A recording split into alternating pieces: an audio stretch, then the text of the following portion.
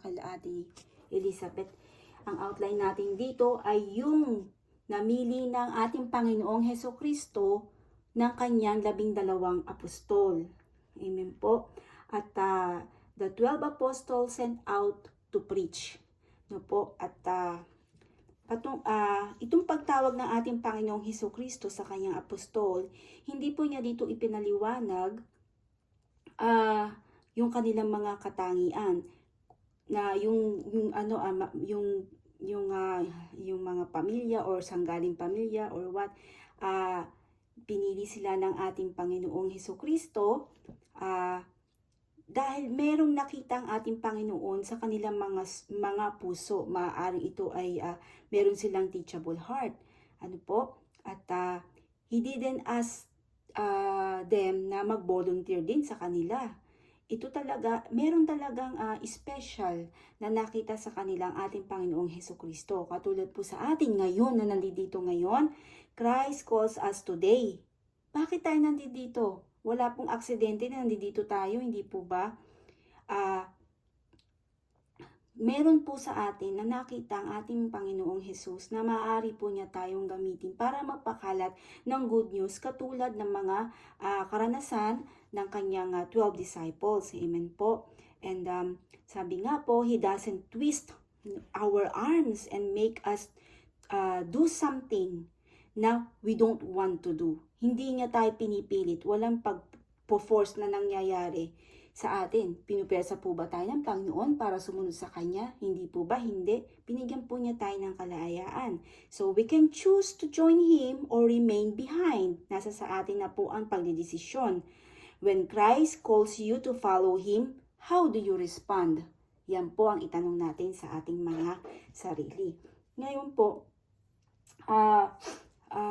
sabi ko nga po kanina, itong pag-follow natin sa ating Panginoon ay kailangan dadalhin din po natin ang cross araw-araw.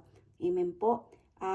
Kasi po, bibigyan po tayo ng Panginoon ng extraordinary na trabaho. Amen po. Bakit nga po ba tayo nilalang ng ating Panginoong Diyos, ang Diyos Ama? Hindi po ba para po siya ay papurihan to glorify Him? Amen po. Ang sabi nga po dito, the list of Jesus at 12 disciples doesn't give us many details, no? Wala. Siguro po sabi dito, probably because there weren't many impressive details to tell. Jesus called people from all walks of life. Meron siyang tinawag na mangingisda, may political activists, at yung may tax collectors pa siyang tinawag, hindi po ba? Ang Panginoong Hesukristo, hindi niya pinili yung mga mayayaman na tao. Amen po. And He called common people and uncommon leaders. Mahirap o mayaman, tinawag niya, educated and uneducated, nakalagay dito. Ngayon, today, many people think only certain people are fit to follow Christ.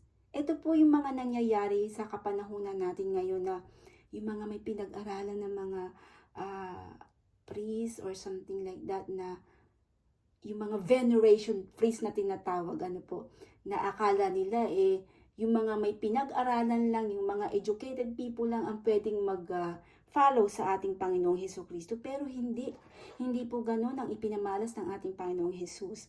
But this was not the attitude of the Master Himself. God can use any one of us. Kapag gusto niyang gamitin tayo, gagamitin ka niya. Kahit gaano pa tayo kamakasalanan. No matter how insignificant he or she appears, when you feel small or useless, remember that God uses ordinary people to do His extraordinary work. Ano po? Sa Panginoon, walang ordinary, walang maliit, walang malaki. Lahat po tayo ay pantay-pantay. Amen po. So, ang sabi ng Panginoon, nung tinawag ni Jesus Christ ang kanyang apostol, sinabi ang nakalagay dito, binigyan ng Panginoon ang kanyang mga apostol ng kapangyarihan para po gumawa ng mga miracles. At yan po ay makikita sa chapter 10, no po? Chapter 10 verse 1. Madilim po kasi. At sinabi ng Panginoon po, He told them to proclaim the kingdom of heaven is at hand. They were to preach only to the Jews. They were to rely on to the hospitality of strangers and the providence of God for their provisions. Nagtataka lang po tayo minsan, no, yung unang-una ko pong nabasa itong Matthew, no po, bakit po kaya hindi ng Panginoong Jesus inutusan ang mga kanyang apostol doon sa mga sa Asia nga po, no? Ang sabi nga po doon, no?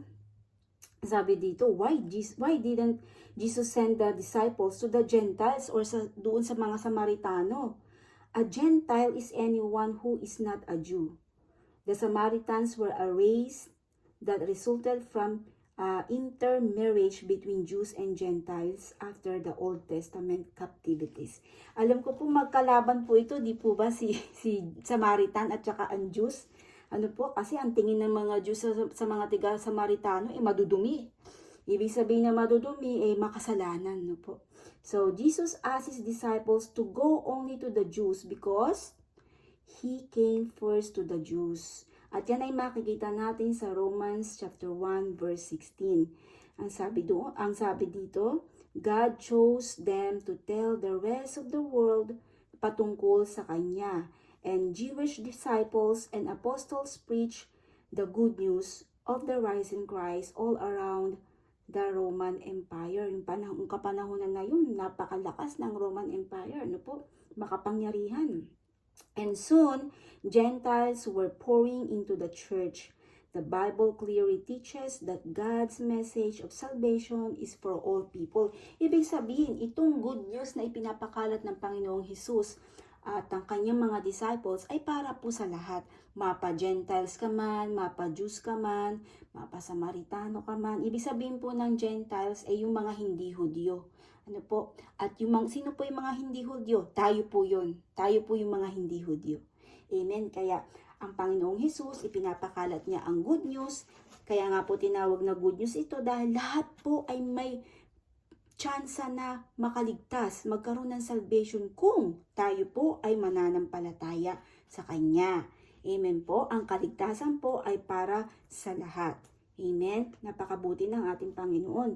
And also, tignan naman natin kasi bakit ngayon makikita natin yung Jews na maraming mga matitigas ang ulo, matitigas ang puso, hindi po ba? Hindi po sila naniniwala na si Jesus ang Messiah na kanilang hinihintay. Kasi po they hope for a political and military kingdom that would free them from Roman rule and bring back the days of glory under David and Solomon. Ang inaakala kasi, ang ina-expect kasi ng mga Jews noon na ang darating na Messiah ay matipuno ang katawan, matangkad, makapangyarihan. Ibig sabihin yung hari na yung famous, no po? Yung matapang, ganon, no? Makisi, ganon ang hinihintay ng Messiah. Kaya ayaw nilang maniwala na si Jesus ang Messiah, si Jesus ang ipinangako. But Jesus was talking about the spiritual kingdom. Yun ang tinatalakay ng ating Panginoong Hesukristo na isasalba ko kayo, yung spiritual ninyo. Hindi yung, alam mo yun, yung mismo nga, inaasahan nilang makalaya sila mula doon sa Roman Empire dahil sila nga ay mga, ano bang tawag doon? Slave, no po? So, ang tinutukoy ng Panginoong Jesus ay mailigtas ang ating kaluluwa, ang ating soul, no po? Na hindi tayo matapon sa dagat-dagatang apoy. About the spiritual kingdom, isinishare ng ating Panginoong Jesus ang kanyang kingdom sa ating mga makasalanan. The good news today is that the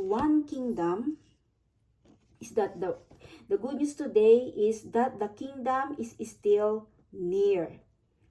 Jesus, the Messiah, has already begun His kingdom on earth in the hearts of His followers. Praise be to God. At tayo po yung followers ng ating Panginoong Jesus. One day, the kingdom will be fully realized. Then evil will be destroyed and all people will live in peace with one another. Napakapalad po natin, kahit na nga po nandiyan ang ating mga pagsubok, kasama natin ang ating Panginoon. Katulad po ng mga nangyaring naranasan trials ng kanyang mga disciple. Si Jesus Christ ay binibigyan ang kanyang mga disciple ng principle para i-guide sila sa kanilang mga action, yung mga minister na kanilang ginagawa. Sinishare nila ang good news sa ibang tao. Merong panuntunan at guide na ibinibigay ang ating Panginoong Hesus. Kaya hindi po sila nag-iisa. Kung hindi man po sila marunong magsalita, nandiyan po ang Holy Spirit ng ating Panginoon Diyos para siya pong magsasalita sa kanila. Amen po. And because God has showered us with His blessings, we should give generously to others of our time, love, and professions. Ngayong tayo po ay tinawag ng Panginoon para maglingkod sa Kanya. Ano po ba dapat natin gawin? Kailangan po ba nating ikip ito sa ating mga sarili? Hindi po ba? Hindi ito mananatili sa atin. Kailangan i-share din natin ito sa ating pamilya at sa ating mga kaibigan at sa ating mga kakilala at sa ating mga kapitbahay. I-share natin ito dahil itong sinishare natin ay isang good news. Ibig sabihin, may pag-asa pa po kayo. May pag-asa pa sila na magbago, na makapunta at makasama din natin sila sa kingdom ng ating Panginoon. Kung sila ay magkakaroon ng pananampalataya kay Jesucristo. Amen po ba? Kaya yun po ang sign ng pagmamahal natin sa kanila. Yung isama rin natin sila, wag po natin sarilinin ang good news. Amen? And then, natukoy dito sa chapter 10 verses 16 at saka 33, a warning and a promise about persecution. Ito pong persecution na tinatawag yung mga oposisyon na matatanggap natin mula sa mga unbelievers. Makakatanggap at makakaranas po tayo ng mga opposition or persecution mula sa ibang tao. Natural lang po yan dahil ito po ay naranasan na rin ng mga taong nauna sa atin katulad ni Jesus Christ. Panginoon na siya pero siya ay nakatanggap pa rin ng persecution. Hindi po ba? Pinagtabuyan siya sa sarili niyang bayan. Imagine, pinagtabuyan siya, ayaw niya sila doon, binato siya, yung mga disciple niya, ang dami rin pong naranasan. Kaya, wag na po tayo magtataka kung nakakaranas tayo ng persecution or opposition mula sa ibang tao dahil sa pagsunod natin sa ating Panginoong Hesukristo. Yan po yung tinatawag na we must take our cross every day to follow Jesus Christ. Amen? And Jesus told His apostles na kailangan maging wise sila as serpents and innocent as doves. Kasi po, days would come when they would be arrested and taken to court for proclaiming the gospel. Ito po ay maaari nating maranasan katulad ng naranasan nila na hinuli sila, dinakip, dadalhin sa korte.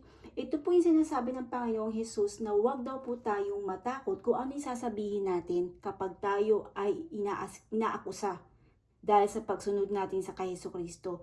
Why? Kasi ang Panginoong Diyos ang magpapadala sa atin ng Holy Spirit na ngayon meron na nga sa ating mga puso niyan na siya pong magsasalita para sa atin. Amen?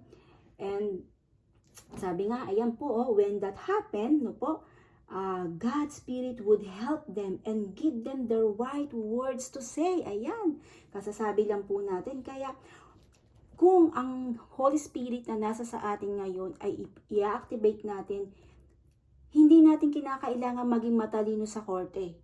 Hindi natin kinakailangan magkabisado kung ano yung mga sasabihin natin dahil si Holy Spirit mismo ang magsasalita para sa atin. Amen. The message of the kingdom of heaven was controversial and divisive. Yung mga panahon na yun, naging controversial ang patungkol dito sa kingdom of God na ito.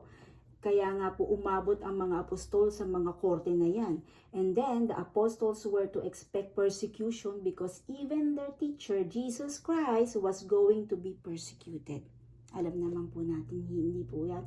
Kaya ngayon po, itong generation natin, kung makaranas man tayo ng pang-uusig mula sa mga ibang tao, Huwag po tayong maging yung sensitive na, ano po. Kumbaga nga po yung napag-aaralan natin na kung ang ibang tao ay inuusig tayo dahil sa pagsunod natin sa ating Panginoong Hesukristo, hindi po tayong inuusig nila, kundi ang Panginoong Jesus. Yun po ang ating isipin para nang sa ganoon hindi daw po tayo masaktan. No po, wag daw nating isipin na tayong inuusig. Actually ang inuusig nila ay ang Panginoong Jesus. Kasi tayo ay mga anak ng Diyos. Tayo ay follower ni Jesus Christ. So, sino ang inuusig nila? Di hindi ba si Jesus Christ? Kasi follower tayo ni Jesus Christ. Amen? Kaya hindi na tayo tinatabla ng mga ganyong masasakit na salita. Yes, minsan napapaano tayo, di ba? Napapa-ouch tayo na, grabe naman magsalita yun, di ba? Ganun tayo.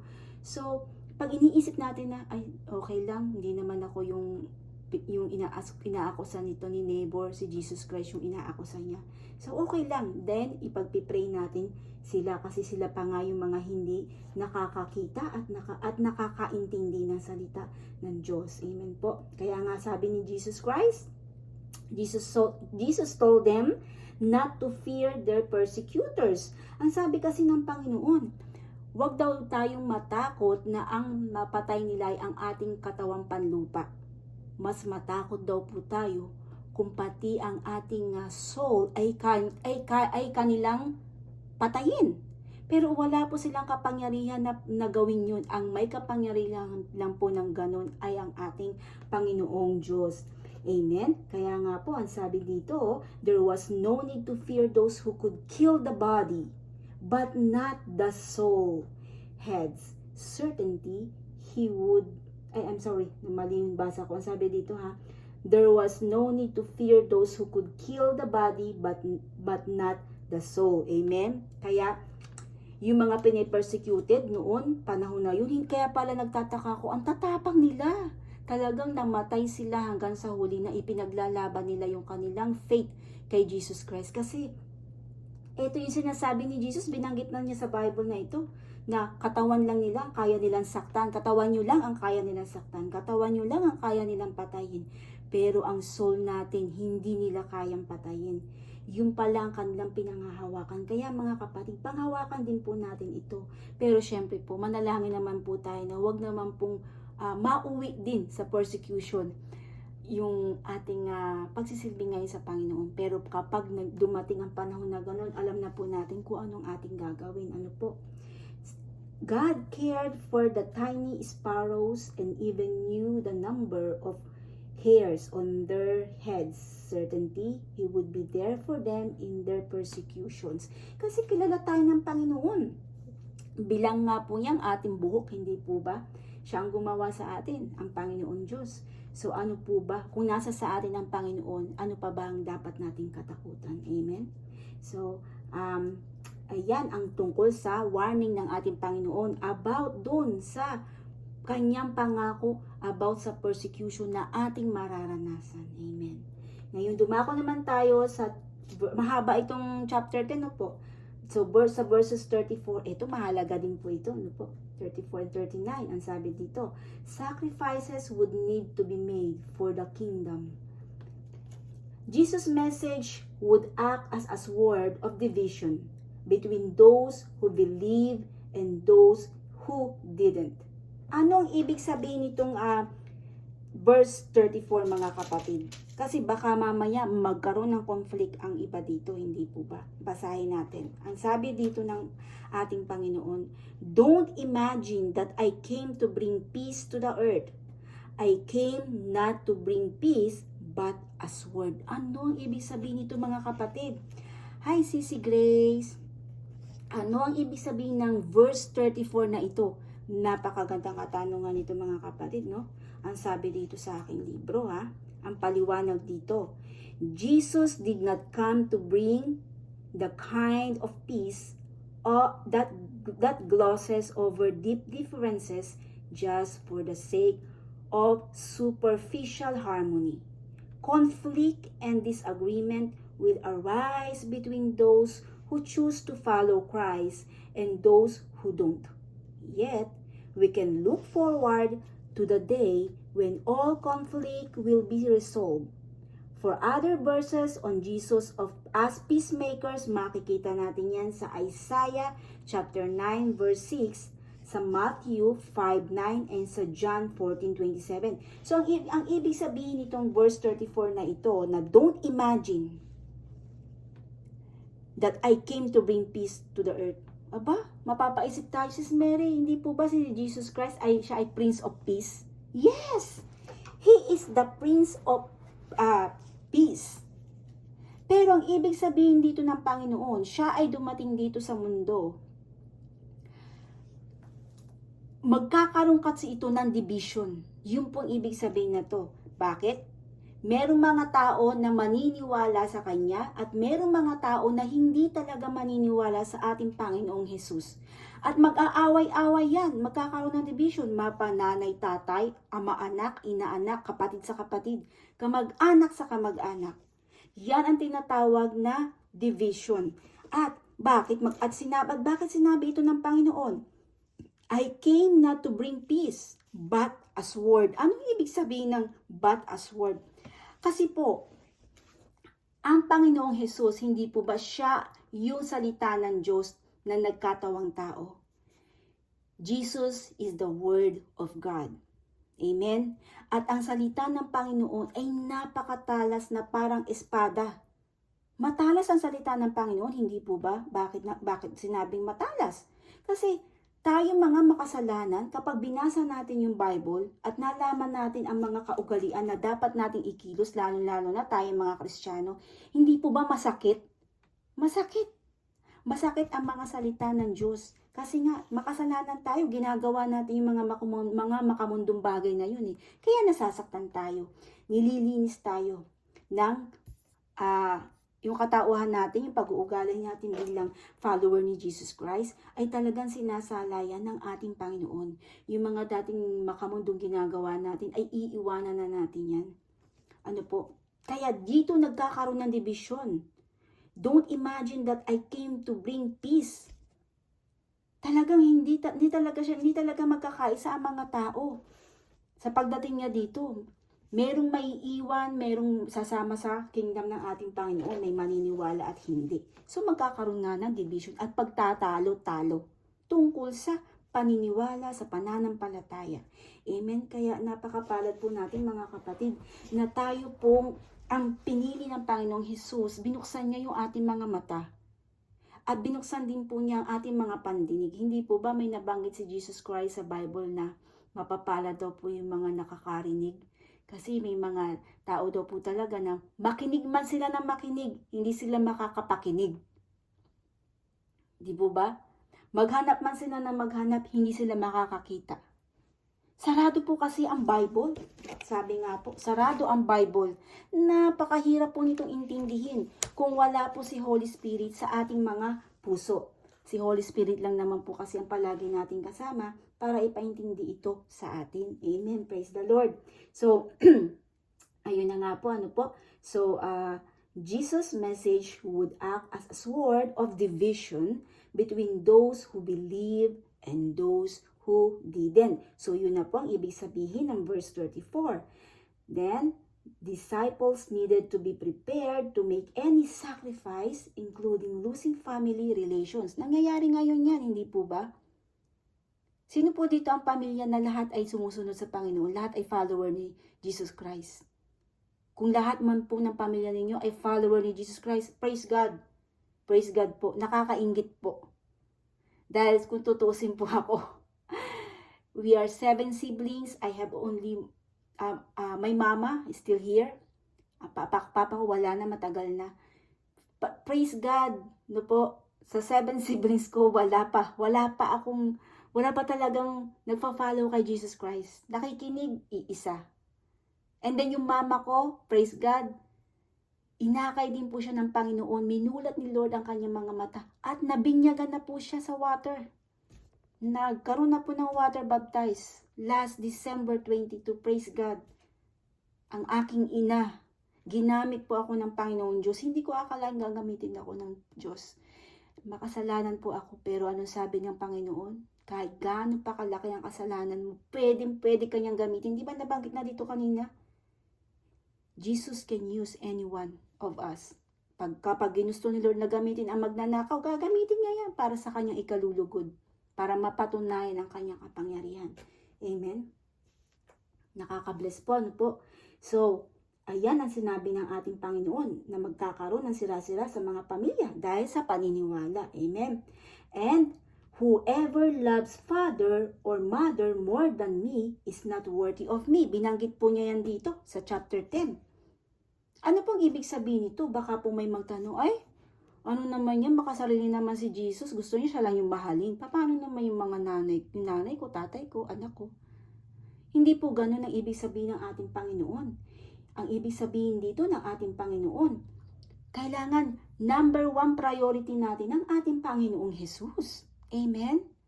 Halimbawa po, yung nanay natin, yung tatay natin, ay disagree sa ating pagsunod sa Panginoong Jesus. Ano po ang gagawin natin? Susundin ba natin yung mga magulang natin para wag silang magalit sa atin? At iiwanan natin si Kristo? Or susunod pa rin tayo kay Kristo kahit na magalit yung mga magulang natin? Siyempre po, susunod tayo kay Jesus Christ. Amen. Iiwanan po natin ang ating mga magulang. Si Jesus Christ ang ipa-follow natin. Yun ang ibig sabihin ng Panginoong Hesus dito. Kasi bakit? Sa pagsunod kay Jesus Christ, doon niya napapatunayan ang ating pagmamahal sa Kanya, to obey Him, to follow Him. Hindi po ba? Kaya nga po lagi sa ating tinatanong ng mga leader natin, paano mo masasabing mahal mo si Jesus? Di ba mga sagot natin nun ang hahaba pa? Pero simple lang pala ang sagot. 2 lang ang sagot. O 1 nga lang ang sagot eh. How can you prove that you love Jesus Christ? Di ba po ang sagot, simple lang. To obey Him. Ibig sabihin ng to obey Him, nandyan na yung pag-follow. Amen. Praise God. And, ang sabi pa dito, whoever does not take his cross and follow me is not worthy of me. Meron po bang Kristiyano na sumusunod sa Panginoong Hesus? Meron po bang Kristiyano na nagmamahal sa Panginoong Hesus pero hindi naman po niya ito sinusunod? Di po ba walang ganun? Kung sa mga asawa nga lang po natin, I love you husband, pero hindi kita susundin. Ako yung boss, ako pa rin yung masusunod. Wala naman pong ganun, hindi po ba?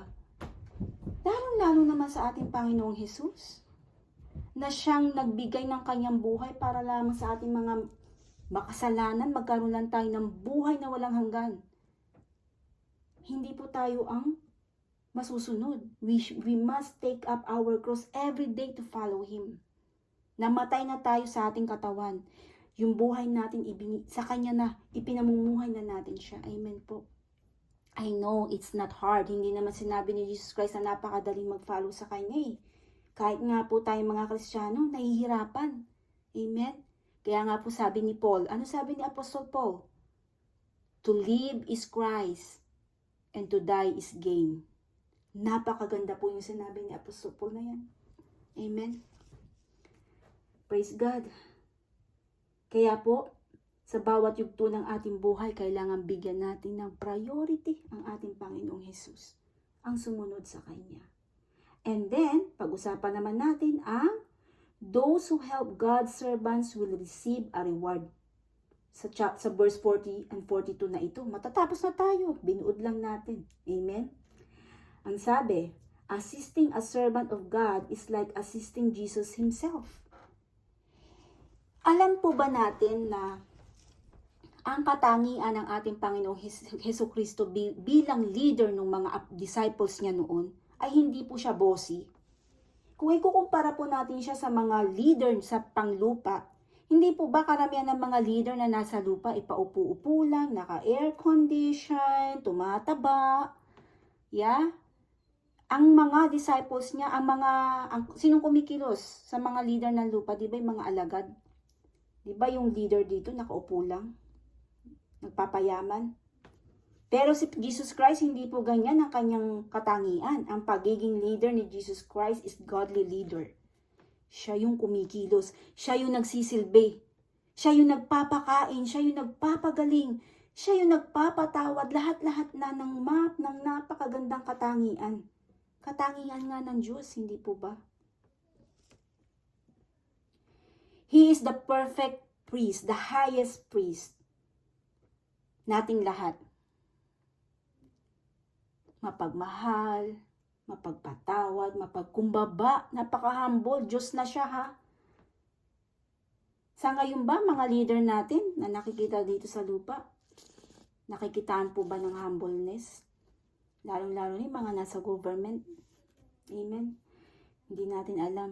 No po? Karamihan dyan syempre po matataas ang pride. Ang Panginoon, kumakain yan sa table kasama ang mga magnanakaw, ang mga tax collector, ang mga makasalanan. Wala siyang pinipili. Hinahawakan niya pati ang mga may ketong. Pero ano ang mga leader dito sa lupa? Naku, mag-gloves pa yan or hindi ka pa hawakan, hindi ka man lang titignan yan. Amen? Kaya napakabuti ng ating Panginoon. Kaya tayo mga servants ng Panginoon, sinasabi dito, katulad ng kanyang mga disciple, makaka-receive daw po tayo ng reward sa langit kapag ipinamuhay natin ang pagsisilbi na kanyang ipinamalas noong unang panahon kasama ang kanyang mga disciples. Amen. And even small forms of helping are appreciated by God. Amen. Nakikita ng Panginoon ang lahat ng ating ginagawa. Yung mga hindi nakikita ng mga tao, yung mga hindi na-appreciate ng mga tao, na mga ginagawa natin, hayaan natin na hindi tayo ma-appreciate. Let God take that action. Let God see us. Kasi nakikita tayo ni Lord.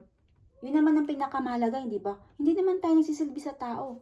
Ginagawa natin yun, hindi dahil sa tao. Ginagawa natin ang pagsisilbi sa kapwa-tao, naghahatid ng good news, para po sa ating Panginoong Jesus.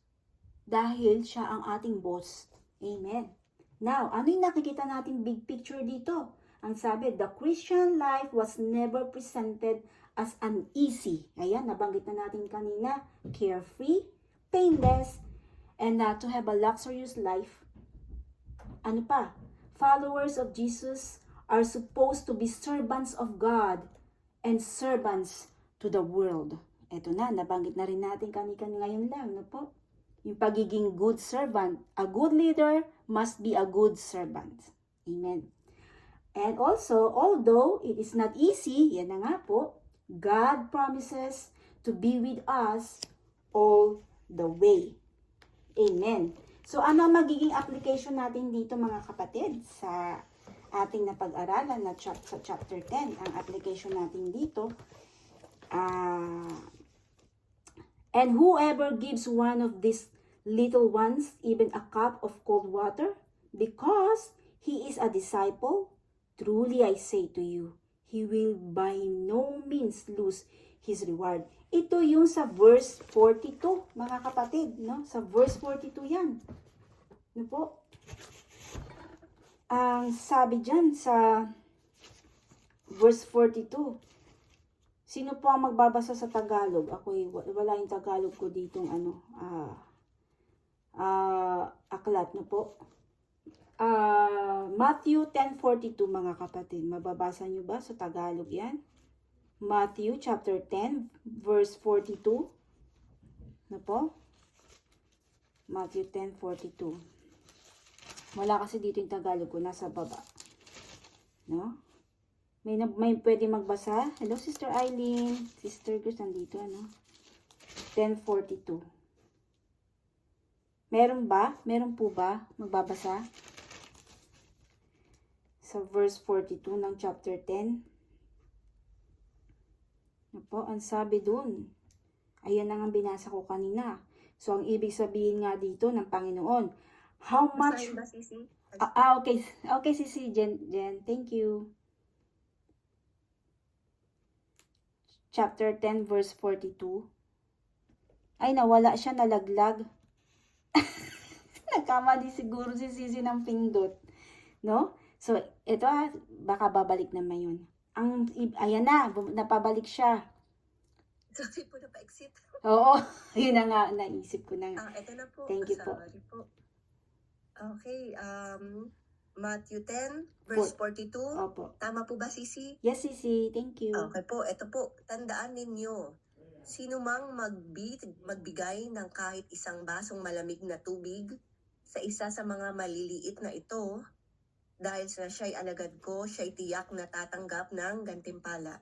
Amen. Marami pong salamat, Sisi Jen. Salamat po. Ang ibig sabihin ng ating Panginoon dito, no po? How much we love God can be measured by how well we treat others. Amen. Biruin mo, makikita sa atin ng ibang tao na tayo'y alagad or follower ni Jesus Christ kung papaano natin tinatrato ang ibang tao. Amen. Dahil ang katangian ng Panginoong Hesus siya ay mapagmahal, mahabagin, maawain. Jesus' example of giving a cup of cold water to a thirsty child is a good model of unselfish service. Amen. Hindi po ba dapat ang mga leader natin sa bansa ay meron silang ganitong puso? Mahabagin sa mga nangangailangan, hindi po ba?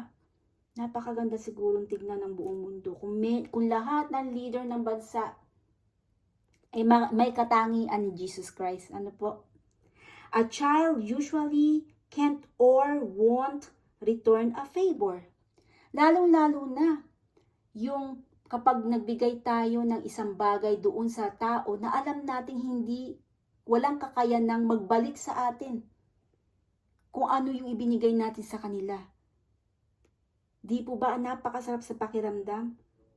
God notices every good deed we do or don't do as if He were the one receiving it. Is there something unselfish you can do for someone else today, mga kapatid? Although no one else may see you, God will notice what we are doing, how to treat others. Amen. So, ano pang pangalawang aplikasyon? You don't have to do something great or extravagant to work in God's kingdom. Diba? Hindi naman tayo binigyan ng Panginoon na dapat ganito ang gawin mo. Magbigay ka ng malaking bahay, lupa. Hindi naman po ganun, no po? Pagmamahal, love one another, yan ang new covenant na iniwan ng ating Panginoong Hesukristo before He ascend to heaven. Di po ba? The new covenant. Ang bagong kautusan na ibinigay sa atin ng Jesus Christ, love one another and spread the good news to all nations. Ano pa po ang number 3 na application? What is one small thing you can do today to help another follower of Jesus Christ? So parang tanong na rin yan, no po? Para may sumagot naman mamaya. What is one small thing you can do today to help another follower of Jesus? Amen. So, sa Diyos po ang kapurian at Diyos po ang magpala sa kanyang mga salita. Maraming salamat po, and to God be all the glory. Nawa po ay nakapaghatid ako ng maayos sa tulong ni Holy Spirit ng aralin ngayong araw na ito sa Matthew chapter 10. So, maraming salamat po, and gusto niyo po bang mag-closing prayer muna bago magbigay ng insights, and then last is benediction. Amen po. Ang closing prayer po natin, sino po ang ating closing prayer?